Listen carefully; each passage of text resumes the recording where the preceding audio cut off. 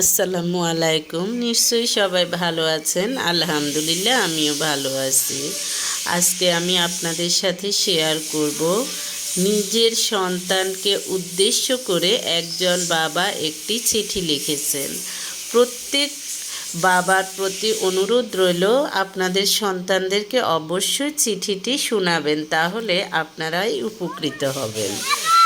প্রিয় সন্তান, আমি তোমাকে 3টি কারণে এই চিঠিটা লিখছি। 1, জীবন, ভাগ্য এবং দুর্ঘটনার কোনো নিশ্চয়তা নেই। কেউ জানে না সে কতদিন বাঁচবে। 2, আমি তোমার বাবা। যদি আমি তোমাকে এই কথাগুলো না বলি অন্য কেউ বলবে না। 3, যা লিখলাম তা আমার নিজের ব্যক্তিগত তিক্ত অভিজ্ঞতা। এটা হয়তো তোমাকে অনেক অপ্রয়োজনীয় কষ্ট পাওয়া রক্ষা করতে পারে। কি লাগা জীবনে চলার পথে এগুলো মনে রাখার চেষ্টা করো। যারা তোমার প্রতি সদয় ছিল না তাদের উপর অসন্তোষ পুষে রেখো না, কারণ তোমার মা এবং আমি ছাড়া তোমার প্রতি সুবিচার করা কারো দায়িত্বের মধ্যে পড়ে না। আর যারা তোমার সাথে ভালো ব্যবহার করেছে তোমার উচিত সেটার সঠিক মূল্যায়ন করা এবং কৃতজ্ঞ থাকা। তবে তোমার সতর্ক থাকতে হবে এজন্য যে প্রতিটি মানুষের প্রতি পদক্ষেপে নিজ নিজ উদ্দেশ্য থাকতে পারে।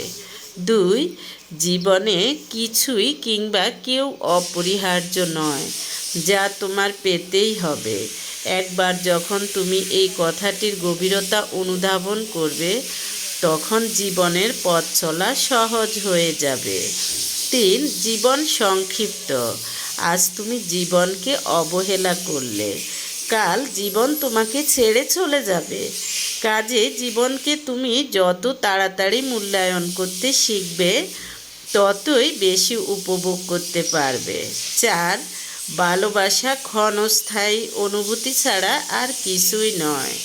মানুষের মেজাজ আর সময়ের সাথে সাথে এই অনুভূতি বিবর্ণ হবে।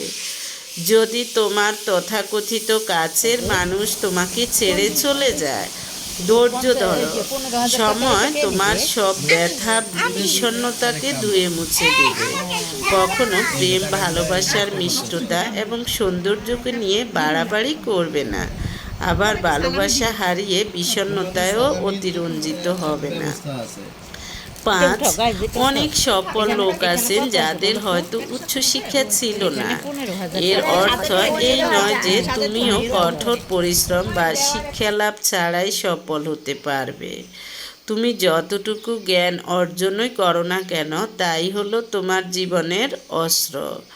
কেউ ছেঁড়া কাঁথা লাখ টাকার অধিকারী হতে পারে, তবে এজন্য তাকে অবশ্যই পরিশ্রম করতে হবে। 6, তুমি তোমার কথার মর্যাদা রাখবে, কিন্তু অন্যদের কাছে তা আশা করো